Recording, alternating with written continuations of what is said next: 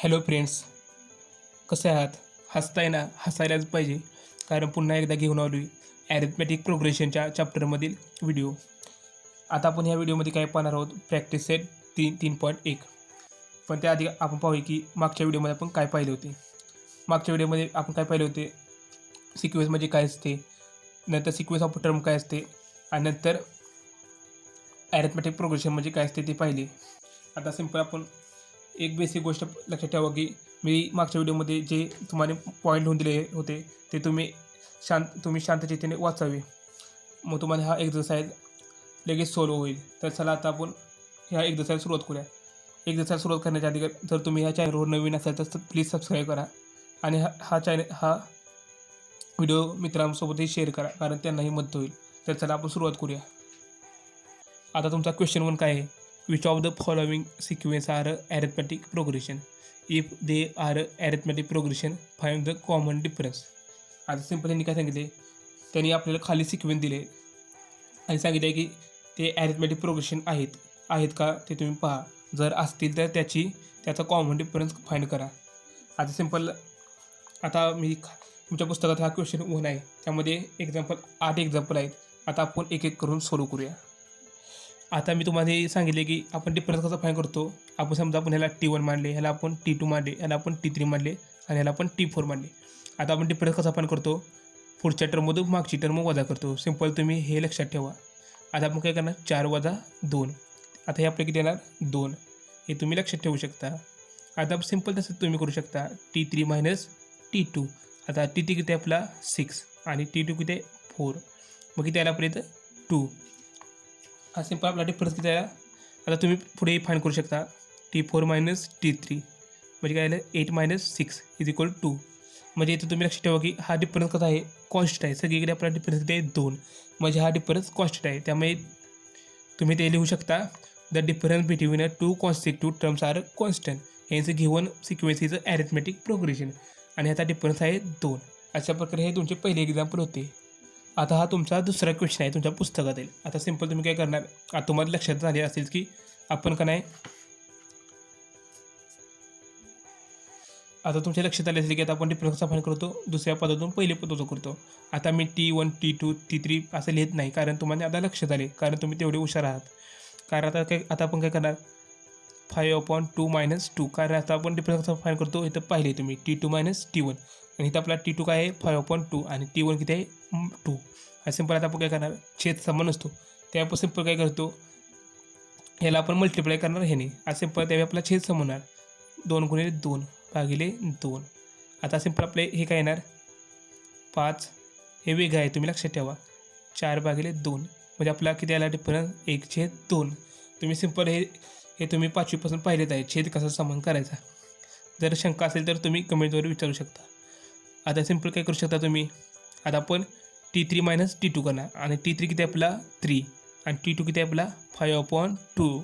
Simple छेद समान करण्यासाठी आपण काय करणार? ह्याला तिरकस गुणाकार करणार. हे तुम्ही पहिल्यापासून पाहिलेच आहे. 2 × 3 किती असणार? 6 आणि 5 ॲज इट इज राहणार. मग 6 मायनस 5/2 मग किती आलं आपलं? 1/2. मग डिफरन्स आला 1/2. आता सिंपल ते तुम्ही अजून एकदा पाहू शकता. आता आपला T4 मायनस आपण काय करणार? T3. आता T4 किती आपला? 7/3 आणि T3 किती आपला? 3. आता आपण 3 करणार मायनस. सिंपल आपला छेद सम करायचा ते आपल्याला माहिती आहे काय करतो. तुमच्या पुस्तकामध्ये एक चूक झाली आहे, तर 7/3 नाही तर 7/2 आहे. तुम्ही ही पुस्तकामध्ये एक करेक्शन करावी, कारण असे केले तर हे तुमच्या ॲन्सर चुकेल आणि पुस्तकामध्ये हे थोडे करेक्शन आहे, त्यामुळे सिंपल इथे 2 लिहावे. सॉरी 7. आता 2 ने ते मल्टिप्लाय करणार 1/2. मग सिंपल काय झालं? सर्व ठिकाणचा डिफरन्स काय आला? कॉन्स्टंट आला. म्हणजे आपण सिंपल मी ते हे लिहून देत नाही. तुम्ही लक्षात ठेवा की ज्यावेळी 2 पदात डिफरन्स कॉन्स्टंट असतो त्यावेळी काय झालं? ते ॲरिथमॅटिक प्रोग्रेशन. आणि तुम्ही इंग्लिशमध्ये काय लिहिणार? The difference between 2 consecutive terms are constant. यांचं given arithmetic progression is given sequence is arithmetic progression. तर चला आता आपण तिसरे एक्झाम्पल पाहूया. आता हे तुमचे एक्झाम्पल काय आहे? -10 -6 -2 आणि 2. आता हा आपल्याला सिक्वेन्स दिला आहे. आता सिंपल आपण डिफरन्स कसा फाईंड करणार? T2 minus T1. आता तुम्ही इथे T1 आहे आपलं, हे T1 T2 आहे आपले, हे T3 आहे आपले आणि हे T4 आहे. आता T2 किती आहे आपला -6 आणि आता आणि T1 किती आहे -10. तुम्हाला माहीत आहे मायनस इंटू मायनस किती काय असते प्लस, कसं काय प्लस आले. मग 10 वजा 6 किती असणार आहे 4. आता D is equal to T3 minus T2. आता T3 किती आपला -2 आणि हा मायनस मायनस काय होणार प्लस. मग 6 वजा 2 किती असणार आहे 4. आता D is equal to T4 minus T3. T4 किती आपला 2 आणि T3 किती आहे -2. मायनस मायनस होणार प्लस. मग D किती आपला 4. म्हणजे इथे तुम्ही पाहू शकता की सर्व पदामधील डिफरन्स हा कॉन्स्टंट आला. त्यामुळे दिलेले सिक्वेन्स हा ॲरिथमॅटिक प्रोग्रेशन आहे आणि डिफरन्स आपला आहे 4. तर चला आता आपण चौथे एक्झाम्पल पाहूया. आता हे तुमच्या पुस्तकातील चौथे एक्झाम्पल आहे. आता हे एक्झाम्पल काय आहे 0.3, 0.33, 0.333. आता याचे आपल्याला डिफरन्स फाइंड करायचं आहे. डिफरन्स फाइंड करण्याच्या आधी आपण काय पाहणार ॲरिथमॅटिक प्रोग्रेशन आहे का ते. आता यासाठी डिफरन्स फाइंड करणे म्हणजे काय असते, हे आपण T1 मानले, हे आपण T2 मानले आणि हे T3 मानले. हा सिम्पल डिफरन्स कसा फाइंड करतो आपण D is equal to T2 किती आपला 0.33 मायनस 0.1. आता सिम्पल तुम्ही एक गोष्ट लक्षात ठेवा की सॉरी हा 0.3 आहे, हे तुम्ही असे पण लिहू शकता 0.30. सिम्पल काय करणार तुम्ही आपला 0.33 मायनस 0.30 असं लिहिणार तुम्ही. ज्यावेळी पुढे काय सांगितलं त्यावेळी ती काय म्हणतो 0 म्हणतो. आता 3 मायनस 0 किती असणार आहे 3. 3 मायनस 3 किती असणार आहे 0 आणि 0 इज खाली आहे. मग आपल्याला डिफरन्स त्याला 0.03. आता आपण काय करणार T3 मायनस T2. आता T3 किती आपला 0.333 मायनस 0.33. आता तुम्ही याची वजाबाकी किती करू शकता. आता काय आपली वजाबाकीची 3 वजा 0 किती असते 3. 3 वजा 3 0. 3 वजा 3 0. मग आपल्याला प्लस काय मिळाला 0.003. म्हणजे हा डिफरन्स इथे तुम्ही पाहू शकता. हा डिफरन्स आणि हा डिफरन्स काय आहे कॉन्स्टंट आहे. त्यामुळे इथे तुम्ही शेवट काय येणार the difference between two terms are not constant hence given sequence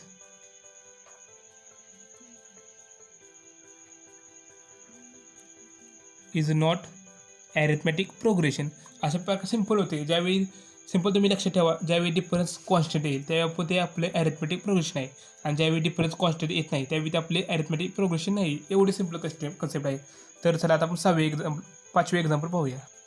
आता आपला 5वा क्वेश्चन काय आहे 0, -4, -8, -12. हे आपला 5वा क्वेश्चन आहे.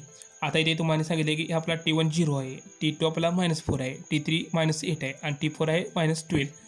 आता सिम्पल तुम्ही काय करणार आपल्याला माहीत आहे डिफरन्स आपण कसा फाइंड करतो D is equal to T2 minus T1. T2 किती आपला -4 आणि 0 ॲज इट इज राहिला. मग -4 आन्सर आले आपले. आता सिम्पल मी ते T2 असं लिहित बसत नाही कारण तुम्हाला आता माहीत झाले कारण तेवढे तुम्ही हुशार आहात. आता T3 किती आपला -8 आणि मायनस मायनस काय होणार प्लस. -8 + 4 किती असणार आहे -4. आता simple T4 minus T3. T4 किती आहे आपला -4 आणि T3 किती आपला -8. मायनस मायनस काय झाले प्लस. मग सिम्पल ह्याच्या आपल्या आन्सर काय मिळाले -4. आता तुम्ही सांगू शकता की ज्यावेळी आपल्या पदामध्ये डिफरन्स हा कॉन्स्टंट असतो त्यावेळी ते असते ॲरिथमॅटिक प्रोग्रेशन आणि त्याचा डिफरन्स आहे आपला आहे -4. अशा प्रकारे हे तुमचे 5वे एक्झाम्पल संपले. आता हे तुमच्या पुस्तकातील 6वे एक्झाम्पल आहे. सिम्पल तुम्हाला आता माहितीच झाले. आता तुम्हीसुद्धा 1 मिनिटाच्या आत हे एक्झाम्पल सोल्व करू शकता याची मला खात्री आहे. आता तुम्ही काय करा सिम्पल T2 मायनस T1 -1/5 आणि आता काय होणार मायनस मायनस प्लस 1/5. आता 1/5 मधून 1/5 केले की झालं 0. इथे सुद्धा आपलं काय येणार -1/5 प्लस 1/5 म्हणजे काय आलं 0. सिम्पल काय आहे आपण पाहिलेच होते की डिफरन्स 0 सुद्धा असू शकतो. आता डिफरन्स हा कॉन्स्टंट आहे त्यामुळे आपल्या दिलेले सिक्वेन्स हा ॲरिथमॅटिक प्रोग्रेशन आहे. तर चला 7वे एक्झाम्पल पाहू. आता हे तुमच्या पुस्तकातील 7वे एक्झाम्पल आहे.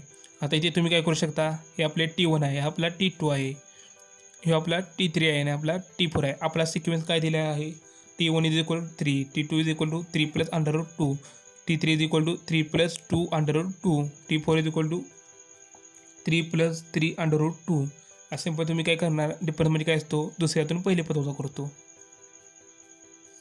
सिंपल 3 कॅन्सल होईल, आपल्याला काय मिळेल √2 d is equal to T3 minus T2.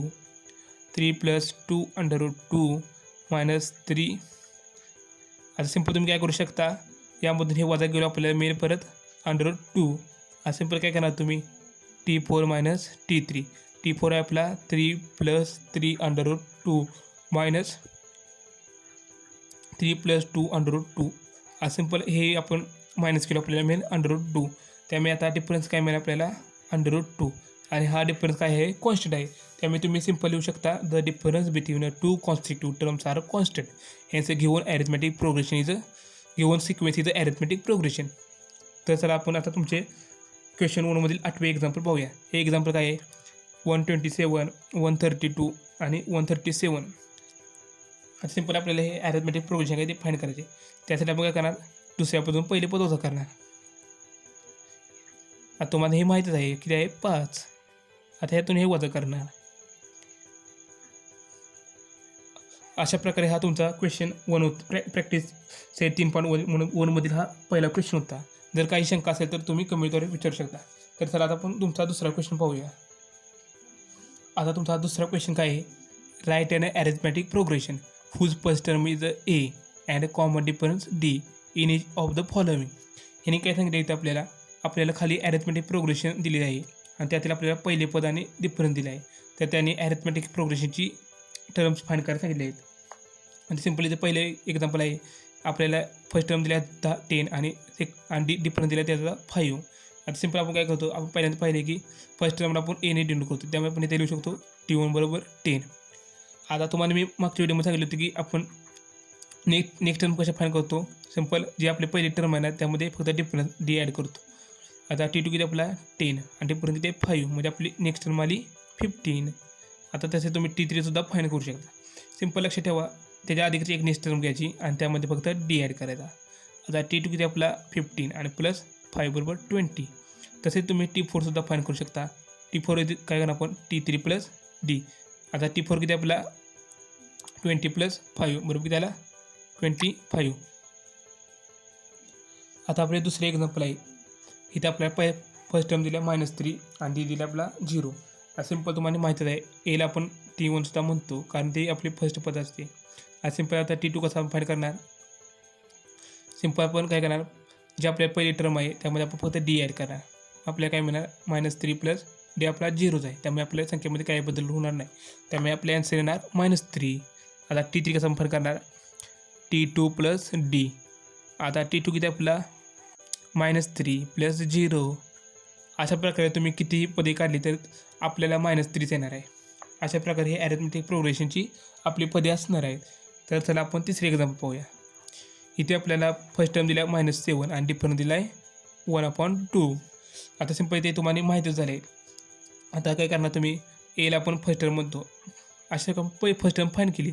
First term find केल्यावर आपण किती टर्म फाइंड करू शकतो. सिंपल काय करणार आपण T2 बरोबर काय असतं आपलं त्याच्या आधीकडची टर्म आणि फक्त काय करतो D ॲड करतो. फर्स्ट टर्म काय 7 आणि D किती आपल्याला 1/2. सिंपल तुम्ही पहिल्यापासून पाहिलेच आहे की ज्यावेळी छेद समान असतो तेव्हा सिंपल काय करतो मल्टिप्लिकेशन करतो. -2 × 7 किती असणार आहे -14 + 1/2. आता -14 + 1/2 किती असणार आहे, सिंपल इथं आले -13/2. डिफरन्स आला -13/2. सॉरी, आपल्याला T2 मिळाला -13/2. आता T3 किती असणार आपला, T3 चं आपण काय करणार, सिंपल T2 + D -13/2 + D किती आपला 1/2. आता इथे आपल्याला छेद समान करायची गरज नाही कारण छेद समान अगोदरच आहे. इथे तुम्ही असं लिहू शकता की आता -13 + 1 किती असणार आहे -12 आणि /2 ॲज इट इज राहिलं आहे. आता T4 आपण कसं करणार, T3 + D. T3 किती आपला -12/2 आणि D किती आपला 1/2. सिंपल छेद समान करूया आपण -11/2. अशा प्रकारे तुम्ही पुढचेही टर्म फाइंड करू शकता. तर चला आता आपण तुमचे चौथे एक्झाम्पल पाहूया. आता चौथी टर्म आहे A = -1.2/5 आणि D आपला आहे 3. असं सिंपल तुम्ही काय करू शकता, आपल्याला माहीत आहे की ए आपली फर्स्ट टर्म असते -1.1.25. आता T2 कसं आपण फाईंड करणार, जी आपली पहिली पद आहे ना त्यामध्ये आपण फक्त डी ॲड करणार. -1 + 3 त्यावेळी ह्यामध्ये हे पद होईल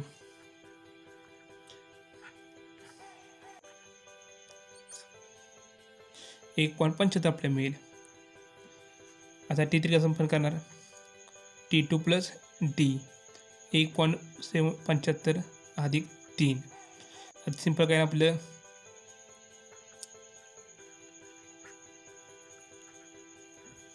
4.75. अशा प्रकारे तुम्ही पुढील पदे फाईंड करू शकता. तर चला आता आपण 5वे एक्झाम्पल पाहूया. A = 6 आणि D = 3. आता सिंपल आपण काय करणार, T1 = 6. आता T2 कसं काय फाईंड करा, आपण जे आपले पहिले पद आहे त्यामध्ये डी ॲड करणार. म्हणजे सिंपल करणार 6 + 3 = 9. T2 किती आपल्याला येणार, T2 आपल्याला येणार T3 आपल्याला येणार T2 + D. आता T2 किती आपला 9 + D किती आपला 3 म्हणजे आपला 12. अशा प्रकारे तुम्ही पुढचे टर्मसुद्धा फाईंड करू शकता. आता आपण 6वी एक्झाम पाहूया. आता आपले फर्स्ट टर्म आहे -19. ह्याला आपण फर्स्ट टर्म होतं हे तुम्हाला माहीत झाले असेल. आता T2 आपण कसं फाईंड करणार, जे आपले पहिले पद आहे त्यामध्ये फक्त काय करणार, डी ॲड करणार. आता पहिले पद काय आहे आपले -19 आणि डी किती आहे मायनस करणार प्लस, म्हणजे आपल्याला -15. आता T3 कसं आपण काय फाईंड करणार, जे आपले त्याच्या अगोदरचे पद आहे त्यामध्ये फक्त डी ॲड करणार. -15 प्लस -11. अशा प्रकारे हा तुमचा क्वेश्चन 2 मधील हे सर्व तुमचे एक्झाम्पल होते. आता आपण क्वेश्चन 3 पाहूया. आता हा तुमचा क्वेश्चन 3 आहे. आता हा क्वेश्चन 3 काय आहे, find the first term and common difference for each of the following arithmetic progression. इथे याने सांगितलं आहे की आपल्याला इथे खाली सिक्वेन्स दिला आहे, त्यामध्ये आपल्याला फर्स्ट टर्म आणि कॉमन डिफरन्स फाइंड करायचा आहे. हे आपल्याला दिलेलं ॲरिथमेटिक प्रोग्रेशन आहे.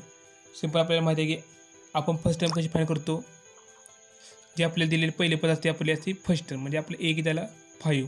आता डिफरन्स काय सिंपल फाइंड करतो आपण T2 - T1 आपला 1 - 5.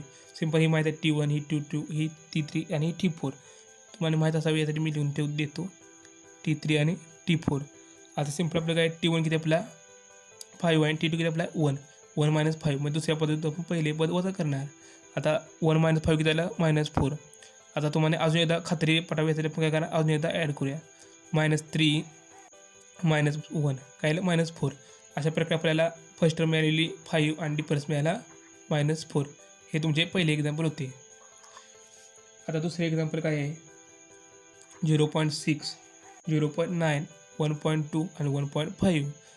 आता सिंपल फर्स्ट टर्म तुम्ही काय फाईंड करणार, जे आपले पहिले पद असते ते आपले झाली फर्स्ट टर्म, म्हणजे ते आपण डिनोट करतो एने. हे झाले आपले 0.6. आता आपण टी कसं फाईंड करणार, हे आपले T1 आहे, हे आपले T2 आहे, T3 आणि T4 आहे.